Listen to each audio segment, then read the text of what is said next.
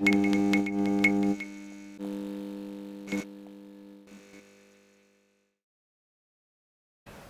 so this week me and Tom are going to be talking a little bit about Elasticsearch, a bit about what it does, what makes it so special, and some of the really clever stuff you can do with it. So, first question you probably all have is, what is Elasticsearch? In a nutshell, it is a search index. I'll come on to that in a bit more detail in a minute. Important things to know though, it has been designed from the beginning to be very scalable, it's completely distributed, it is document oriented, so rather than being based on tables and columns and rows, it's based very much on documents. It's built upon Apache Lucene, which is a pretty old full-text search system, but it's old in a good way. It's really robust, it's mature, it's fast, works really, really well, but inherently it isn't scalable and it can be a bit awkward to interface to. So Elasticsearch adds the scalability, the distribution, and a really nice user interface to make it super easy for us as devs to work with. What isn't it? It's not a database. It is very much just a search index. There are a few things that make it different from a database. Most important is that there's no kind of user level security on it. So with databases you can set different user roles, give them access to different parts of the data. Elasticsearch, you're either in or you're not.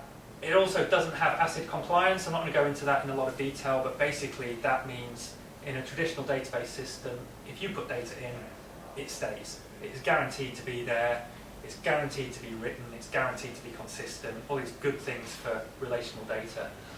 Elasticsearch has none of that. But, as we'll see in a minute, that's not necessarily important for the kind of situations where you would use Elasticsearch. So, a typical application architecture would have Elasticsearch working in tandem with a traditional relational database system. So your relational database keeps all your data absolutely safe, and your Elasticsearch system makes that same data searchable and indexable. So quite a lot of people are using it. There are some pretty big names up here, so this gives you some idea of just how scalable Elasticsearch is. Now, these people are not dealing with small volumes of data, and they're using Elasticsearch for their main search systems. So large amounts of data, large volumes of users, Elasticsearch handles all of that quite nicely. So we're getting to some detailed nuts and bolts. It has a very simple REST API that makes it really easy to use from any programming language. If you do a simple GET to your server, it'll give you a bit of data about the server itself. We can get onto some more interesting GETs. You can get specific content back out of your index. You'll see quite a lot of the examples in here are from Strutt and Parker. That's one of the sites we've used it on, and Tom's been using it a lot for First News. So a simple GET gives you back a nice JSON document, gives you a little bit of data about the document itself, some metadata, and then the source is the document that you put in there. Talking of which, how do we put the data in? So it's a proper REST API, it supports posts and puts. So traditionally, you would use a post for creating a new document. So this is where you don't yet have an ID for it, so you can push that data in, Elasticsearch will reply and tell you what ID it's given your document. You can see their IDs are not particularly friendly. It works, it's unique, it's great, but if you're using it in conjunction with a relational database, you probably already have an ID for this document. So in practice, you would be more likely to use a put and actually specify the ID. And Elasticsearch will accept that as a brand new document, even though you've used a put and given the ID. So it will create a new document for you, and it will use the ID from your relational database system. So that makes it much easier to keep the two systems in sync. So let's move on to some of the clever things you can do with Elasticsearch. So we'll go through a few examples of all of these different clever things. So the first is a full text search. So in this example, we're going to look for properties where the description, the long description, contains the text underfloor heating. So we can see up at the top of the response, it's given us a bit of metadata. The first one is particularly impressive. That's the took, which is how long it took to execute that query. So that's 5 milliseconds to search struct databases around 3,000 documents. So that's done a full text search through these long descriptions of all those documents. It has scored them all. It's found 413 hits, and that took it 5 milliseconds. So it's pretty quick. We can do geolocation data. So there's an example here of where we would filter our results by distance. So we're just looking for anything that's within 10 miles of this latitude and longitude. Distance type, there are a few different distance calculation methods you can use which have varying different costs and accuracies. I'm not sure why it's called sloppy arc, but that's the best trade-off between a fast calculation that gives you a fairly good distance estimate. Sorry about that. You can also sort them by distance. So here's one where we're asking it to sort it in miles in ascending order, again from that point. We can do shape searches.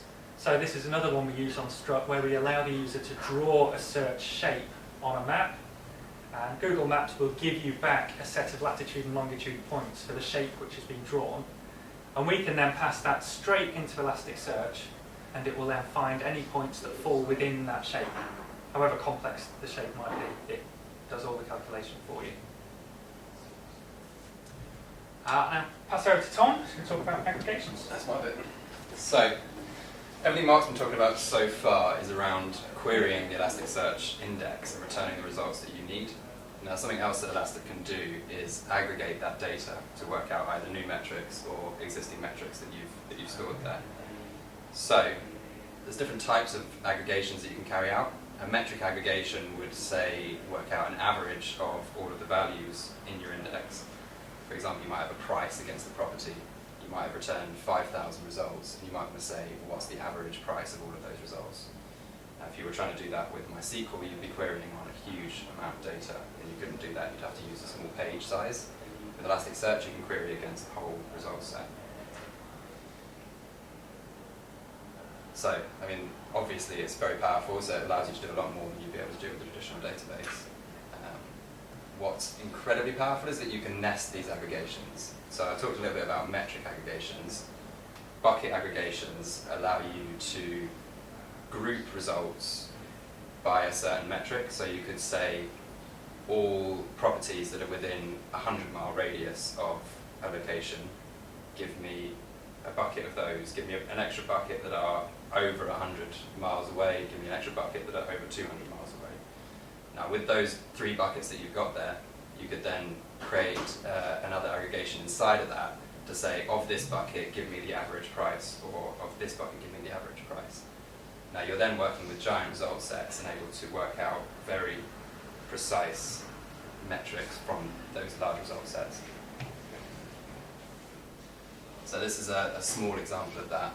So you can see here, we're grouping the results initially by town, and we're saying, give me for each town that we have in the index, give me a bucket of all of those unique values. So here we might have 10 properties, or 50 here, 50 properties that are within Ascot and 20 properties that are within Windsor. Now you can then put another aggregation inside of that and say, okay, give me the average price of all of those. So the average price of the properties in Ascot is 75, and the same with the ones in Windsor. That's a lot faster than I meant to. It's all right. Okay, so we saw on the full text search example that each document that matched our query was given a score. Now, out of the box, it will give you a score based on how well the text of your query matches the text of the document, which mostly is great, but sometimes you need to get a bit more sophisticated with that.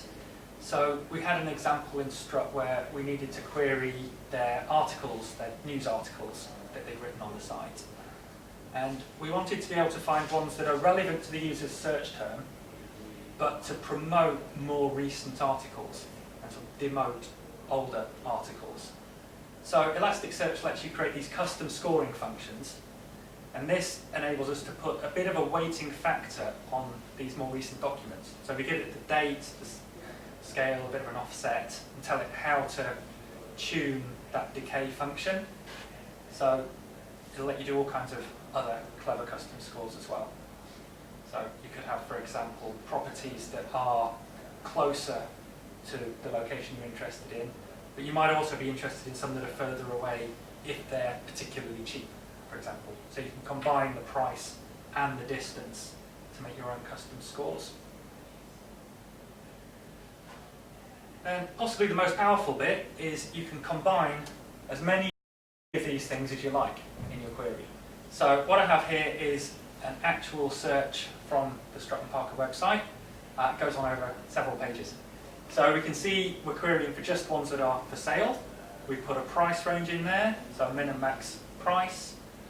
Move down a bit, we've drawn a search shape, add that in there as well. We're going to have a query on the number of bedrooms. We're only interested in residential sales properties. We want to have one with a swimming pool. We want it within 10 miles of whatever point that might be, probably Ascot. I'm sorted by distance. And you can pull all of these things together, and you can basically keep adding more and more queries and more filters into this to refine your results. And that particular example, I mentioned before, there's around 3,000 odd properties in there. That took 12 milliseconds to execute. So you can see even with very complex queries, it remains fast. It can also do all kinds of other clever stuff. So the clustering is particularly smart, where you can just add more servers into your cluster. They automatically join, it automatically rebalances data across them. If you've written a query that's pretty complex and you think it should be giving you a certain result, but that result isn't appearing in your result set, Elasticsearch can explain to you why that one didn't match. You see here, lots of other clever things in there, which would need another lightning talk of their own. But hopefully that's given you a bit of a taster for what Elasticsearch is, how you work with it, and what it can do.